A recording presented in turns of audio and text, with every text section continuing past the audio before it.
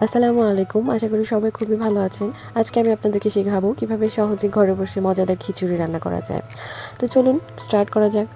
প্রথমে আমি 500 গ্রাম চাল নিয়ে নিয়েছি এবং সেটা সুন্দর করে পরিষ্কার করে 20 মিনিটের মতো ভিজিয়ে রেখেছি।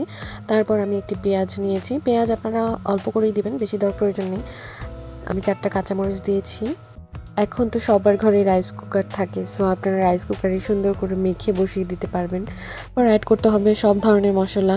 আপনার জীবনে মশলা নেই তো কি হয়েছে, বাট খিচুড়িতে মশলাই ইম্পর্টেন্ট। আমি এখানে দিয়েছি 1 চা চামচ রসুন বাটা, হাফ চা চামচ আদা বাটা। তারপর আমি অ্যাড করেছি পেঁয়াজ, কাঁচামরিচ, 2 চা চামচ লবণ, 1 চা চামচ হলুদের গুঁড়া, 1 চা চামচ মরিচের গুঁড়া, দিতে হবে 1 চা চামচ জিরা গুঁড়া এবং 1 চা চামচ ধনিয়া গুঁড়া।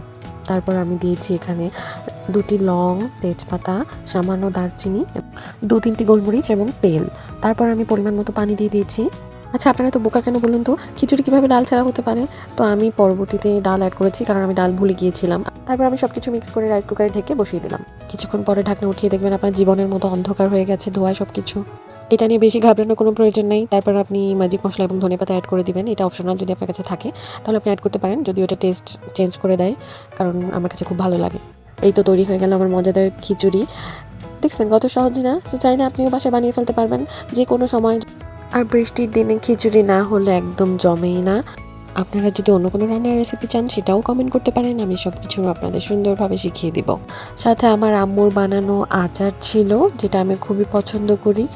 এবং আমি একটু মুরগির মাংস রান্না করেছিলাম, যে রেসিপিটা আমি অন্য একটা ভিডিওতে শেয়ার করব আপনাদের সাথে। সো আজকে এই পর্যন্তই। আমার সাথে থাকার জন্য অনেক বেশি ধন্যবাদ আপনাদেরকে।